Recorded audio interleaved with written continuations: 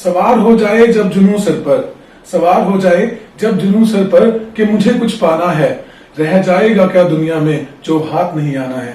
नमस्कार, आदाब, सत श्री अकाल। मैं हूं आपका अपना होस्ट साहिल। एक बार फिर से हाजिर हूं आपके सामने। स्वागत करता हूं आपके अपने YouTube channel street mail TV पर। दोस्तों, आज जिस शख्स से हम आपको मिलवाने वाले हैं वो किसी पहचान की मोहताज नहीं है। जी हाँ दोस्तों, आज हमारे बीच हैं हिमांशु नारंग जी। हिमांशु नारंग जी बहुत ही अच्छे एक्टर के साथ साथ एक अच्छे एंकर भी हैं। आपने इनको किसी न किसी बॉलीवुड मूवी में, वेब सीरीज में या टीवी सीरियल्स में और या फिर किसी न किसी न्यूज चैनल पर एंकरिंग करते जरूर देखा होगा। तो आइए जानते हैं इनके आज तक के सफर के बारे में। तो सबसे पहले हिमांशु जी, आपका स्वागत है हमारे स्टूडियो में। बहुत बहुत शुक्रिया आपका, आपने बुलाया। तो हिमांशु जी, आप मुझे ये बताइए कि आपने एक्टिंग कब स्टार्ट की, कि आपको कब पता चला कि आपको इस फील्ड में अपना करियर बनाना है? देखिए, एक्टिंग इंसान के अंदर बचपन से ही शुरू हो जाती है, और क्योंकि उसके अंदर एक कला होती है और हर बच्चे के अंदर एक कला होती है, और कलाकार छिपा हुआ होता है लेकिन बस उसे उभारने की जरूरत होती है। मेरी पत्रकारिता की शुरुआत 2010 में हुई थी, और पत्रकारिता का जो एक जुनून था वो 2007-2008 से आने लगा था। वो भाई की वजह से आने लगा था, बड़े भाई की वजह से। तो उसके बाद से मुझे लगने लगा कि मुझे टीवी के लिए काम करना चाहिए। मतलब टीवी का जुनून था, ना कि ज्यादा पत्रकारिता का जुनून था। तो टीवी के लिए काम करना चाहिए, उसके लिए स्ट्रगल शुरू हुआ। दिल्ली गए, वहां स्ट्रगल किया, अच्छा स्ट्रगल किया। उसके बाद एक फिल्म आई थी हिंदी मीडियम 2016 में, उसकी शूटिंग, हाँ, इरफान खान साहब की एक फिल्म थी। 2016 में इसकी शूटिंग हो रही थी गुरुग्राम के अंदर। वहां पर एक क्राउड के लिए, क्राउड क्या होता है, बेसिकली भीड़ होती है, और ये भीड़ एक्टर्स के आसपास होती है। वहां पर एक गाना शूट हो रहा था गुरुग्राम में। उस फिल्म का जो क्लाइमैक्स है वो गाने पर खत्म होता है, और उस गाने पर वहां पर पब्लिक चाहिए थी, वहां पे पेरेंट्स के रोल चाहिए थे कि वो लोग इरफान खान साहब को सुनेंगे और तालियां बजाएंगे, और बीच में फिर एक आधा कोई सवाल भी करेगा। तो वहां पर वो पहला रोल कह लीजिए जहां मौका मिला, बड़ा पर्दा, बड़ा कैमरा देखने का, तमाम एक्टर्स को नजदीक से देखने का, हाँ, पहला एक्सपीरियंस था वहां से फिर हल्का हल्का लगने लगा कि चलो ऑडिशंस देख के देखते हैं, क्योंकि आपको बॉलीवुड में जाना है, आपको किसी भी इंडस्ट्री में जाना है, तो वहां पर ऑडिशंस बहुत जरूरी है। वहां ऑडिशंस होते ही हैं, और बिना ऑडिशंस के आपका काम वहां पर नहीं बनता है। तो उसके बाद दिल्ली में कई जगह ऑडिशंस दिए, और फिर ऑडिशंस के जरिए छोटा मोटा रोल अलग अलग जगहों पर, सीरियल्स में, वेब सीरीज में, फिल्म में मिला। मुंबई भी मैं 6 महीने लगाकर आया, हालांकि मुंबई का सफर बीच में ही खत्म हो गया। कोशिश रहती है, जद्दोजहद रहती है कि एक बार फिर से जाया जाए, कुछ दिन के लिए जाया जाए, देख कर आया जाए, लेकिन पिछले 1.5-2 साल से जो कोरोना चल रहा है उसके कारण मुंबई भी चक्कर नहीं लग पा रहा है। कोशिश रहेगी दोबारा जाया जाए, कुछ और फिल्मों के लिए ट्राई किया जाए कुछ। मैंने आपकी एक मूवी में आपका एक रोल देखा था जिसमें आप एक पत्रकार का रोल प्ले कर रहे थे, और आपने अभिषेक बच्चन जी से एक सवाल पूछा था द बिग बुल मूवी में। तो वो सवाल में आपसे, वो जो आपने सवाल अभिषेक बच्चन जी से, वो जो डायलॉग कहूंगा मैं तो उसको, जो आपने जो पूछा था कि 1 करोड़ बैग में कहां से आया, कैसे आया, तो वो आप मुझे बोल के दिखाएंगे एक बार? एक्चुअली अब क्या था कि वो तो बहुत बाद का सफर था। द बिग बुल एक फिल्म आई है, डिज्नी हॉटस्टार पर आई है, और ये शूटिंग इसकी अक्टूबर 2019 में हुई थी, और अच्छा लगा था वो सीन करके। उसमें अभिषेक बच्चन साहब हैं, और भी तमाम बड़े कलाकार लोग हैं, और कुकी गुलाटी करके उसके डायरेक्टर हैं, सीनियर डायरेक्टर हैं, कई फिल्मों को पहले भी डायरेक्ट कर चुके हैं। वो बेसिकली एक जो फिल्म पिक्चराइज हुई है वो हर्षद मेहता पर पिक्चराइज हुई है। हर्षद मेहता का एक स्कैम हुआ था 1992 के अंदर, 1991-92 के अंदर, और वहां पर वो फिल्म, उससे पहले एक वेब सीरीज भी आ गई थी, स्कैम, हाँ, 1992, हाँ। तो उसके बाद बहुत उम्मीदें थी इस फिल्म से कि कैसे कुछ रहने वाला है। बहुत अच्छी मूवी थी। एक्चुअली वेब सीरीज और फिल्म में बहुत अंतर होता है, और शायद लोग इस चीज को समझ नहीं पाते हैं, क्योंकि वेब सीरीज के पास जब होता है तो 4 घंटे होते हैं, 5 घंटे होते हैं, और फिल्म आपको 2 घंटे में खत्म करनी होती है। तो एक सीन है, अभिषेक बच्चन साहब 2 बैग के अंदर 1 करोड़ रुपए लेकर आते हैं, तो मैं उन्हें यही कहता हूँ कि मैं आपको 1 मिनट में गलत साबित कर दूंगा। जी। तो वहां से जवाब आता है कि कैसे। तो मैं ये कहता हूँ कि आपने कहा कि हमने 1 करोड़ रुपए दिए और मैंने कहा कि इन 2 बैग के अंदर 1 करोड़ रुपए कैसे आ गए, बताइए बताइए। बिल्कुल बिल्कुल। तो उस तरीके का वो था।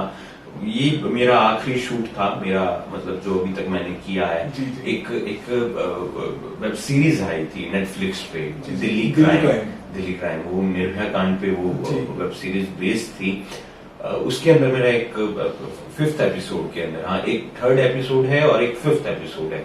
3rd एपिसोड में एक हल्का सा चंक है, उसमें डायलॉग नहीं है।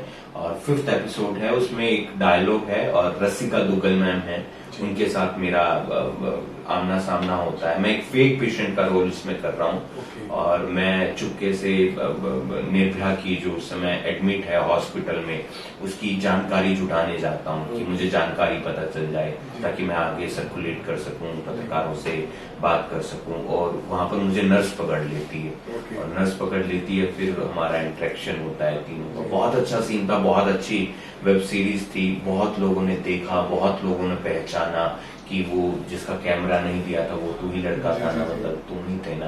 तो अच्छा लगता है जब काम करते हैं, कोई लोग पहचानते हैं। आपकी बातें सुनकर ऐसे लग रहा है जैसे आपका स्ट्रगल मैं महसूस कर पा रहा हूँ कि आपने कितने ऑडिशंस दिए होंगे। हर एक रोल के लिए आपको अलग से ऑडिशन देने के लिए जाना पड़ता है। एक लंबा सफर बॉम्बे तक का या दिल्ली तक का सफर तय करना पड़ता है। मैंने तो बहुत छोटा सफर तय किया है, हालांकि मतलब मैंने जितने रोल किए हैं इतने मतलब ठीक है, हर कोई अपनी लाइफ में करने के प्रयास करता है। मैंने बहुत ऑडिशंस दिए, लेकिन मेरे जैसे बहुत लाखों लोग हैं, बहुत मेरे से भी ज्यादा स्ट्रगलिंग, जो मुंबई में 16-16 साल रहते हैं। मैंने तो 6-8 महीने का सफर तय किया महज। लोग क्या होता है मुंबई में, जब आपका ऑडिशन देने के लिए जाते हैं, आपको पता चलता है कि आज एक डिटोल का ऐड है या किसी भी कंपनी का ऐड है, आप जाएंगे अपना फेस लेके, वहां पर एक कास्टिंग डायरेक्टर होगा, वो आपकी शक्ल देखेगा और शक्ल के बाद कह देगा you are not fit, you are not fit. वो शक्ल देख के पहचान लेते हैं कि आप इसके लिए फिट हो या नहीं हो। शुरुआत में जब 50-60 रिजेक्शन एक साथ हो गए तो यूं लगने लगा कि हम शायद किसी में फिट ही नहीं है, क्योंकि हमारे लिए कोई रोल बना ही नहीं है। लेकिन ऐसा नहीं होता है, वहां आपको आए दिन आपकी एक नई जर्नी होती है, एक नई शुरुआत होती है।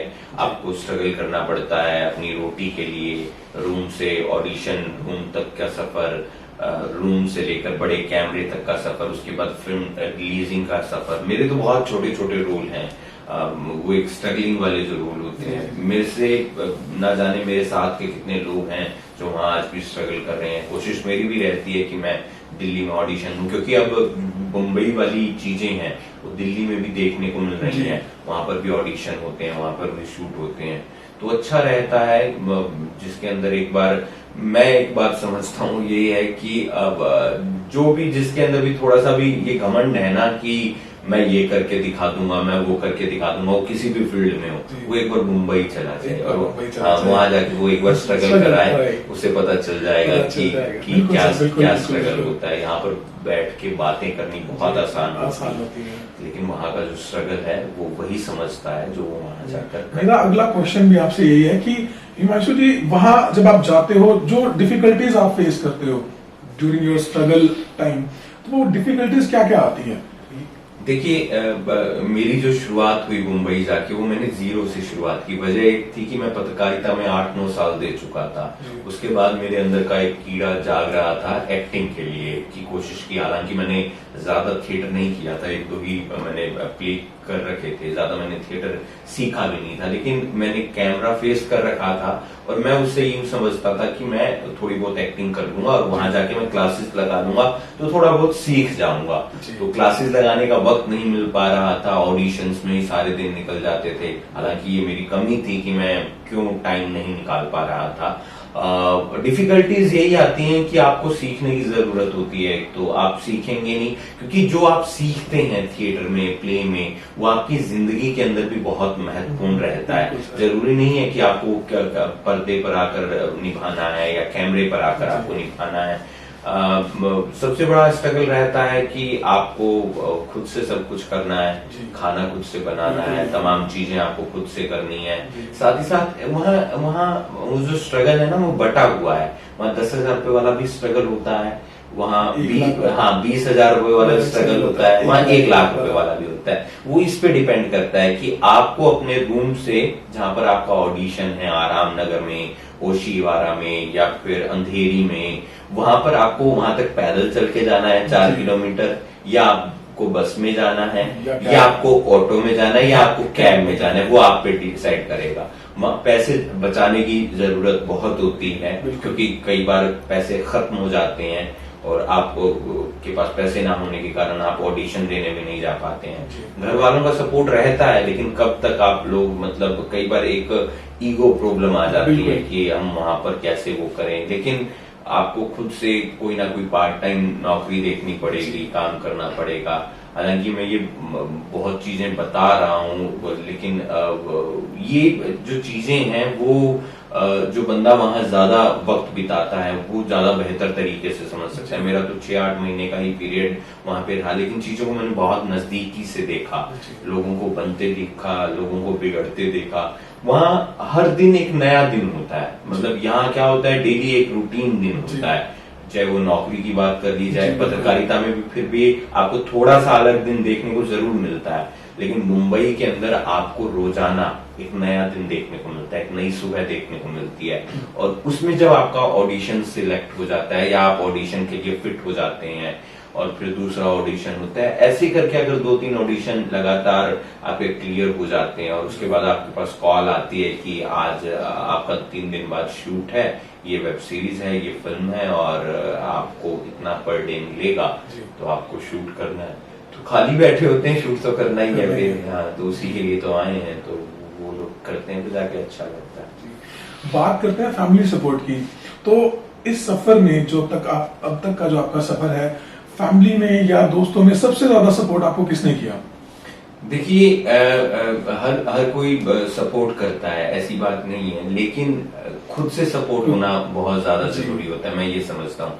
आप अगर, मैंने किसी बड़े की ये बात सुनी है कि बहुत से लोग कहते हैं कि मम्मी मेरी ये नहीं करने देती, मेरे पापा मुझे इस फील्ड में नहीं जाने देंगे, भाई मेरा इस फील्ड में नहीं जाने देगा। जब आप छिप छिप के सिगरेट पीते हैं तो क्या वो लोग अलाउ करते हैं? या जब आप छिप छिप के शराब पीते हैं तो वो लोग अलाउ थोड़ा करते हैं, तो खुद से करते हैं ना। तो उस चीज के लिए, वो तो एक अच्छी चीज के लिए आप कर रहे हैं ना, एक अच्छे करियर के लिए कर रहे हैं। वो नहीं भी करेंगे तो आप खुद से करिए, और जब आपका करियर उन्हें बनता हुआ नजर आएगा तो जाहिर सी बात है वो करेंगे, सपोर्ट करेंगे। तो खुद से सपोर्ट की बेहद ज्यादा जरूरत होती है, खुद के मोटिवेशन की सबसे ज्यादा जरूरत होती है।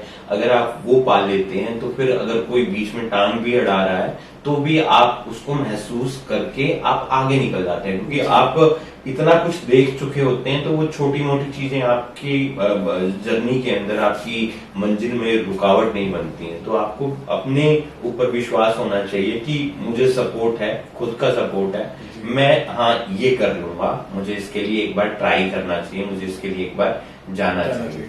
तो हिमांशु जी, आप मुझे ये बताइए कि इतनी एनर्जी आप लाते कहाँ से हैं? ये जो इसके पीछे आपको मोटिवेशन कहाँ से आता है? देखिए, एनर्जी की बात नहीं होती है, आपको कुछ पाने के लिए कुछ खोना पड़ता है जी। मैं अपनी फैमिली से दूर हूँ और जब मैं अपने काम में बिजी होता हूँ तो शायद मैं उन्हें भी याद नहीं करता हूँ। ये मेरी अच्छी बात कह लीजिए, आप बुरी बात कह लीजिए, वो आप पे निर्भर नहीं, वो आप पे निर्भर करता है। कुछ लोग उसे अच्छी भी बोलते हैं, कुछ लोग उसे बुरी भी बोलते हैं। वो अपना अपना एक नजरिया होता है कि आप किस तरीके से उसको महसूस कर पा रहे हैं। एनर्जी अपने आप आ जाती है जब मन के अंदर होता है कि आपको कुछ अच्छा करना है, कुछ ऐसा करना है जिसे कुछ अच्छा समाज के लिए हो, खुद के लिए हो, और आपका एक जो पैशन होता है वो आपको मिलता हुआ लगातार नजर आता है कि आप ये भी कर रहे हैं। फिलहाल जो मैं कर रहा हूँ वो पत्रकारिता में मैंने अपना ज्यादा हिस्सा दे रखा है और एक्टिंग को मैंने कम हिस्सा दे रखा है, क्योंकि मुझे एक सेफ फ्यूचर लेकर चलना था। तो उसके पीछे की वजह ये हो सकती है, लेकिन मैं कोशिश अभी भी करता हूँ। दिल्ली जाता हूँ, ऑडिशन देता हूँ, वहां पर ऑडिशन में अगर सिलेक्शन हो जाता है तो फिर शूट होता है, और अगर ऑडिशन में सिलेक्शन नहीं होता है तो लगातार उन कास्टिंग डायरेक्टर के संपर्क में रहता हूँ कि मुझे कब दोबारा क्या कहते हैं किसी ऑडिशन के लिए आना है। तो खुद से आपकी एनर्जी बनेगी, खुद से आपका मोटिवेशन बनेगा, जो आपका गोल है वो आपको ध्यान में रखने की जरूरत है कि आपको क्या अच्छा करना है। अगर आप वो करते रहेंगे तो फिर आपके अंदर एनर्जी भी रहेगी और आप काम भी करते रहेंगे। बिल्कुल बिल्कुल। तो हिमांशु जी, अब तक का जो आपका सफर है, तो आप किस फील्ड में अपने आप को इन फ्यूचर देखना चाहते हैं? मूवीज में, या आप टीवी सीरियल्स में ज्यादा अपने आप को कंफर्टेबल फील करते हैं, या पत्रकारिता के फील्ड में आपको अपना मतलब बेस्ट दे पाते हैं? देखिए, जाहिर सी बात है, मैंने लंबा वक्त पत्रकारिता को दिया है, तो मैं पत्रकारिता में ही सहजता महसूस करता हूँ और वो सहजता मुझे आगे भी लेकर जाती है। टीवी सीरियल में कोई अपना करियर नहीं बनाना चाहता, जितना मैंने मुंबई में जाकर चीजों को समझा है। उसके पीछे की एक वजह ये होती है कि टीवी सीरियल को लोग पैसे के नजरिए से देखते हैं। एक्चुअली क्या होता है कि जब आपका स्ट्रगलिंग पीरियड चल रहा होता है तो आप सोचते हैं कि सीरियल मिलता रहे, क्योंकि सीरियल, वेब सीरीज और फिल्म की जो एक्टिंग होती है उसमें बहुत अंतर होता है। बहुत अंतर होता है फिल्म और सीरियल की एक्टिंग के अंदर। तो मुंबई के अंदर कोई भी सीरियल करने के लिए नहीं जाता है, वो फिल्म करने के लिए ही जाता है। जो ये एक्टर बनते हैं वो सीरियल के लिए नहीं बनते हैं, वो फिल्म के लिए ही बनते हैं, क्योंकि हर कोई अपने आप को बड़े पर्दे पर देखना चाहता है टीवी से बढ़कर। क्योंकि टीवी में क्या ड्रामा होता है वो हम लोग टीवी पे देख लेते हैं, फिल्म में ड्रामा नहीं होता है। फिल्म में आपको नेचुरल दिखाना पड़ता है, नेचुरल चीजें करनी पड़ती हैं। तो जाहिर सी बात है कि मौका मिला तो फिल्मी दुनिया के अंदर फिर से अपना करियर बनाने की कोशिश होगी और वो लगातार प्रयास रहते भी हैं। लेकिन फिलहाल जो मेरी सहजता है वो पत्रकारिता के माध्यम से है, क्योंकि मैं दो तीन निजी चैनलों के लिए काम कर रहा हूँ। एक सोशल मीडिया प्लेटफॉर्म है, तो इलेक्ट्रॉनिक मीडिया के चैनल हैं और उन पे लगातार हम रिपोर्टिंग करते रहते हैं। हमें ये नहीं पता होता कि आज सुबह है, शाम है, या रात है, या रात के 2:30 बज रहे हैं। हमें ये नहीं पता होता कि तापमान 47 डिग्री सेल्सियस है या 4 डिग्री सेल्सियस है, या लगातार बारिश हो रही है। खबर मिलती है, आपको वहां पहुंचना होता है। और इलेक्ट्रॉनिक मीडिया के अंदर तो, और सोशल मीडिया के अंदर तो ये चीजें ज्यादा होती हैं। वजह ये होती है कि अखबार जो होती है वो कई बार आप अपने साथी से भी फोन करके संपर्क करके डिटेल ले लेंगे और आपको सिस्टम पे बैठ के वो लिखना है उसके लिए। लेकिन सोशल मीडिया के लिए आप जब पत्रकारिता कर रहे हैं या टीवी के लिए पत्रकारिता कर रहे हैं, तो टीवी चैनल वहां पर कहते हैं कि आप मौके पर पहुंचे, वहां से हमें वॉक थ्रू, एक जो टेक्निकल भाषा का शब्द है कि वहां पर सपोर्ट पर क्या हो रहा है, मौकाई वारदात पर क्या हो रहा है, वो हमें करके भेजिए। तो आपको वहां मौके पर मौजूद रहना पड़ेगा। अखबार के अंदर इतना नहीं होता। वहां पर अखबार में क्या होता है कि आप जब टीवी के लिए काम कर रहे हैं तो आप फैक्ट्स पे ज्यादा बात नहीं करते। आप तुरंत क्या हो सकता है आप इस पे बात करते हैं, तुरंत क्या दिखा सकते हैं। अखबार क्या करेगा, उसकी पूरी पड़ताल करेगा रात तक बैठ के, और फिर वो लिखेगा और सुबह वो पूरी डिटेल में खबर आएगी। जब तक आपने खबर की वो बहुत कम मटेरियल था, लेकिन आप तुरंत पहुंच गए थे, आपको तुरंत जानकारी देनी थी। अखबार में ऐसा नहीं होता है। तो ये फर्क अखबार और उसका वो है। और इलेक्ट्रॉनिक मीडिया में मैं अच्छा काम कर रहा हूँ, मुझे ऐसा लगता है। और मुझे और हम आपको रेगुलर देखते रहते हैं सोशल मीडिया पर, और मैंने भी आपको काफी टाइम से फॉलो किया हुआ है। लगभग 6-7 साल से हम टच में हैं सोशल मीडिया के, और आपकी पर्टिकुलर हर एक्टिविटी को हम देखते रहते हैं। और बहुत अच्छा लगता है कि जब आपके शहर का कोई एक ऐसा इंसान, चाहे वो आप कह लीजिए, चाहे आप वेब सीरीज में दिखाई दिए कभी, चाहे आप कहीं एक फिल्म में दिखाई दिए, चाहे आप किसी टीवी सीरियल में दिखाई देते हैं, और कभी आप अब न्यूज चैनल के लिए काम तो कर ही रहे हैं, बहुत अच्छा लगता है, हमें भी एक मोटिवेशन मिलता है। हिमांशु जी, आप जो आज का यूथ है, अपने पिछले एक्सपीरियंस से अब तक का जो आपका एक्सपीरियंस है, एक यूथ को क्या मैसेज देना चाहेंगे? देखिए, मैं इतना बड़ा नहीं हूं कि मैं किसी को मैसेज दूं, और जितना अनुभव मेरा रहा उसमें मैंने यही सीखा कि आप अपने काम के लिए अच्छे रहिए। सिर्फ आपका काम है जो आपके साथ बना रहता है। आपके दोस्त पीछे हट जाएंगे। आपकी फैमिली आपको बचपन से क्या सिखाती थी कि आप कर्म अच्छा कीजिए। मैंने देखा है, सुना है, मतलब वो लोग यही कहते थे कि आप अपना काम में बेस्ट दीजिएगा, आप काम अच्छा करिएगा।